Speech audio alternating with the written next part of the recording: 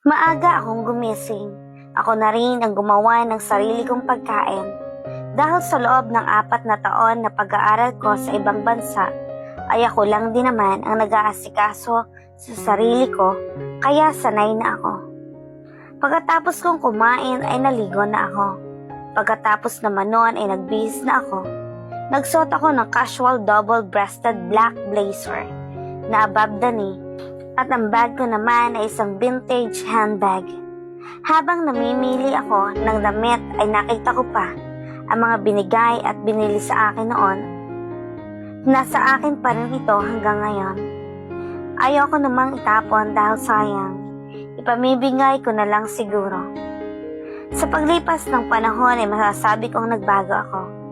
Bukod sa isa na akong negosyante at CEO ng Via Hotel, nag-iba na rin ako pagdating sa pananamit, pananalita at pati na rin sa pagkilos ko. Ngunit alam ko sa sarili ko na ako pa rin ang dating si Anya.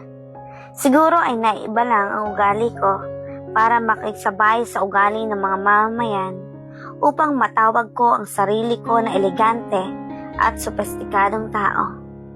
I always wanted to be someone who will look good whenever I'm with Harvey. Gusto kong tapatan ang mga naging babae ni Harvey, pero hindi pa rin ako ang magiging katulad nila kahit pa may pera na ako. Hindi rin naman mapupunta sa akin si Harvey. Naalala ko tuloy ang iniisip ko bago ako matulog kagabi. Napakaganda at mukhang mabait ang nobya ni Harvey. At syempre, sophisticado din. Mukhang mahal na mahal niya si Harvey. And I think Harvey loved her too. Napag-isipan ko na tuluyan ng putulin ang connection ko kay Harvey. Lalo pat may nobya na ito. Hindi ko gustong mag-away sila dahil lang sa akin. At isa pa, ako ang umalis. Hindi naman yata tama kung babalik ako para lang sirain ang relasyon nila. Lumabas na ako ng sarili kong bahay at pumunta sa sasakyan ko. Naalala kong marami kaming gagawin sa araw na ito. Kinuha ko si V upang i-endorse ang Via Hotel dahil si V ngayon ay isa ng sikat na model. Si Jay naman ay hahanapan ko ng pwede niyang maging posisyon sa kumpanya ko dahil nasabi niya na wala na siyang trabaho ngayon. Babalik na ang lahat sa normal. Ako, ang mama ko, at ang mga kaibigan ko na lang ulit ang magkasama. Wala na ulit si Harvey. Sige Anya, mauna na ako. Ayusan na kasi ako ng makeup artist. Paalam sa akin ni V. Galingan mo ha, kailangan ma-attract ang mga tao na pumunta sa Via Hotel. Biro ko sa kanya. Hindi pa rin nagbago si V. Maganda pa rin. Madalas suplada at pero hindi may tatago ang malanghel na puso niya. Tumingin naman ako sa paligid ko at nakita ko si Jade na nakatayo lang, habang kumakain na naman. Jade, bakit ngayon ka lang kumakain? Hindi ka ba kumain bago ka umalis sa inyo? Tanong ko. Sa pato, hindi pa rin nagbabago. Mukha pa rin pagkain. Pagkain dito, pagkain noon. Kumain pero kasi alam kong mapapagod ako ngayon, kaya nag-iipon muna ako ng lakas. She said, while continuing to bite the burger that she's eating. Sumunod ka sa akin. Hahanapan kita ng trabaho, saad ko at nagsimulang maglakad. Sumakay kami ng elevator. Tahimik lang ako habang si Jade ay lamon lang ng lamon. Nang makarating na kami sa pinakamataas na palapag nitong building, ay pumasok na kami ng meeting room. Habang pinapagawa ko kasi, itong building ay naisipan ko na ang opisina ko at ang magiging opisina ng mga trabahador ko ay nasa mismong hotel din. Para nakikita ko sila at naobserbahan. Para na rin kung may mangyaring gulo agad, ay mariresolba na. Ang opisina ay nasa pinakataas na palapag ng gusali upang hindi maistorbo ang mga nagtatrabaho at may isang elevator na nakalaan lamang para sa mga empleyado upang hindi makapunta dito ang mga ibang tao o mga customer ng hotel. Pagkatapos namin sa meeting room ay nandoon na ang mga business partner ko. Lahat sila ay mga kaibigan ko rin. Lahat kami ay mga bunga ng scholarship na binigay sa amin. Lahat kami na nag-aral sa abroad ay may kanya-kanya ng business at kami-kami rin ang magkaka-business partners. Una kong nakita si Miles, ang dating campus nerd noon pero ibang-iba na ngayon. Miles, pagtawag ko sa kanya agad, naman ako nitong nilingon. Halika, may tatanong ako. Kailangan mo ba ng secretary? Nandito si Jade, naputol ang sasabihin ko. Nang napansin ko na wala si Jade sa tabi ko. Saan nagpunta ang babaeng yan? Kanina ay nakasunod lang yan sa akin. Jade? Tawag ko sa pangalan ni Jade at tumingin sa labas ng meeting room. Doon ay nakita ko siyang sasakay sana ng elevator pero hinabol ko siya at pinigilan. Jade, halika na sa loob, nandun si Miles. Pag-aaya ko sa kanya habang hinihila siya. Ayaw ko anya, nahihiya ako. Naputol ang sasabihin niya na dumating si Miles. Jade, long time no see. How are you? I missed you. Hi Miles. Kailangan mo ba ng secretary? Si Jade kasi kailangan niya ng trabaho. Pagputol ko kay Miles. Mamaya na sila maglandian, trabaho muna. Saktong-sakto, kailangan ka ng secretary, saad ni Miles. Ngumiti naman ako at tumingin kay Jade na nakayuko lang. Mukhang nahihiya ito kay Miles. Okay, sa'yo na tong kaibigan ko. Solohin mo na. Saad ko at binigay na si Jade kay Miles. Nakita ko naman ang mukha ni Jade na hindi makapaniwala sa sinabi ko. Alam ko namang may gusto sila sa isa't isa. Ako na lang gumawa ng paraan. Torpe si Miles, nahihiya naman si Jade. Di ako na lang magka-adjust. Sayang naman ang love story nila kung hindi matutuloy. Napangiti naman ako dahil sa naisip ko. Sige, una na ako, ha? Good luck, Jade. Pagbutihin mo sa trabaho. Congrats! Huling hirit ko at iniwan na silang dalawa. Bumalik na ako sa meeting room at nakitang lahat sila ay nagkukwentuhan. Kanya-kanya sila para bang nasa loob lang ako ng silid-aralan. Hindi pa rin sila nagbabago. Natawa naman ako dahil doon. Let's start! Aya ko sa kanila. Pero si Kaylo naman ay umiling. Bakit? May hinihintay pa tayo, saad ni Kaylo. Dahilan para magtaka ako. Sino pang hinihintay namin? Lahat naman ay nandito na. Sino? I asked full of curiosity. Me? Sa puntong iyon ay nanigas pa ang katawan ko. Pinilit ko ang sarili ko at tandang lumingon. Boses pa lang alam ko na agad kung sino ang taong iyon. Bakit siya nandito? Wala akong naalala na isa siya sa magiging business partner ko dahil wala naman kaming usapan. Ang alam ko lang ay siya ay isa sa mga business partner ni Kayla. Si Kayla ay partner niya at hindi ako. Baka naman naligaw lang tong loko na to. Bakit siya nandito? Sa mismong hotel ko? Baka naman gusto niya lang akong pahirapan. Shit. Lutang ang utak ko. Dahil hindi ko talaga alam ang dahilan kung bakit nandito si Harvey. Hindi ko naman siya inimbitahan at lalong wala akong planong makita siya. Plano ko nang layuan siya pero nandito na naman siya ngayon. Any questions about the upcoming project? Kayla said that made me turn back to reality. Hindi ako nagsalita. Ang iba naman ay wala na ring tanong kaya umuwi na sila. Napapansin ko ang kilos ni Harvey. Para bang inaasar niya ako. Palagi siyang may nakakaasar ng ngiti sa labi niya. Gusto niya talaga akong pahirapan. Palabas na sina Kayla at Harvey ng pintuan pero nagsalita ako. Excuse me, Mr. Valdivia. Can we talk for a minute? Sabi ko at pilit ng ngumiti. Nakita ko naman nagtatakang mukha ni Kayla pero sininyasan ko lang ito na lumabas na. Nakita ko rin ang mapang-asar na mukha ni Harvey. 5 taon na ang dumaan, mapang-asar pa rin ito. What do you want? I asked. I'm the one who should ask you that. What do you want? Nakangising sagot niya sa akin.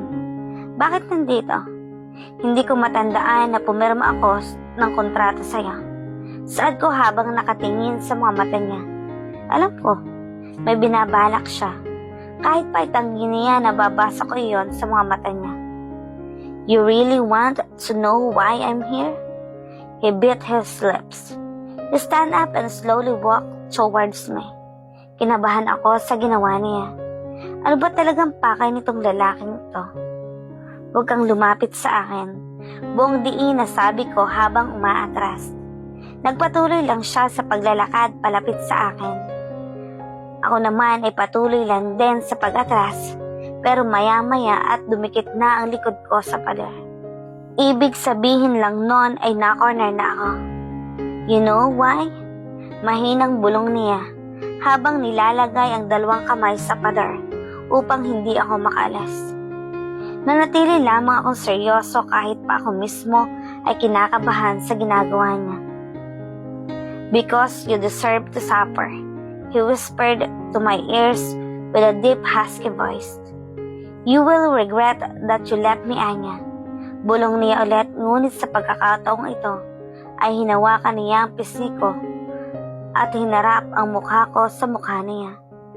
Humigpit pa ang hawak niya sa pisngi ko, kaya buong lakas ko siyang itinulak. Ngumiti lang ito sa akin. You're harassing me inside my own hotel. I yelled.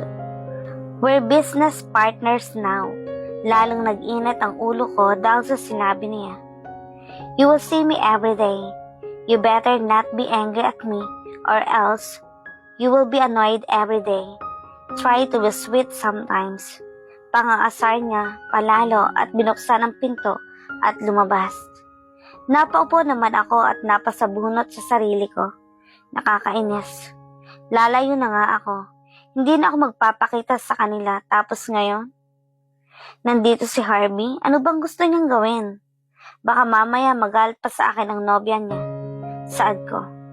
Tumayo na ako at kinuha ko ang bag na biglang may naisip ako. Alam ko na.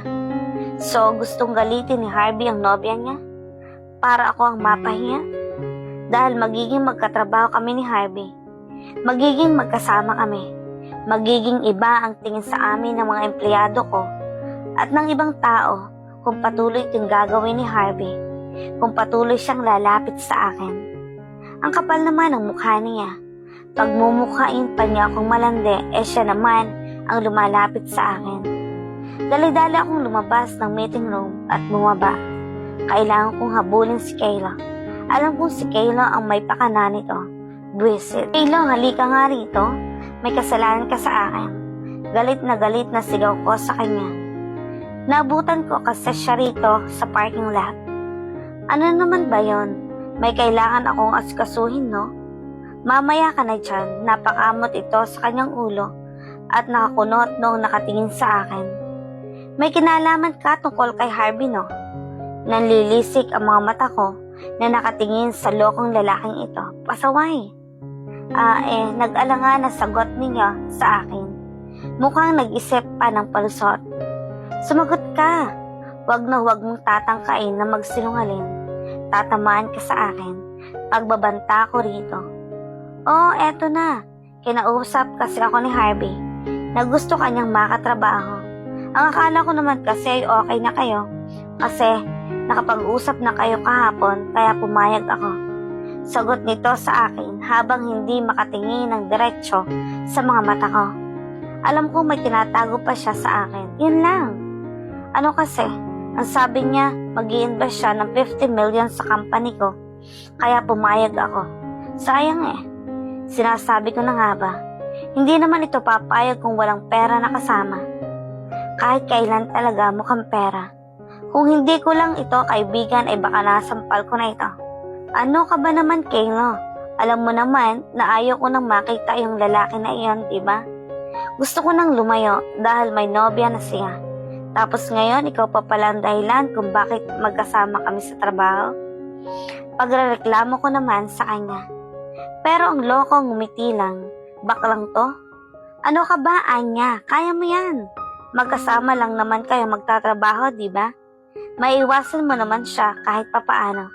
At saka, makikinabang din ang kumpanya mo. Kaya huwag ka nang magalit. Pangungumbinsi pa niya sa akin. Kahit na, hindi naman niya alam kung anong pwedeng gawin ni Harvey at ang balak nito. Ewan ko sa'yo, nakakainis ka. Naiinis na saad ko. Ano pa nga ba? Wala na akong magagawa. At saka tama siya. Makikinabang din naman ako.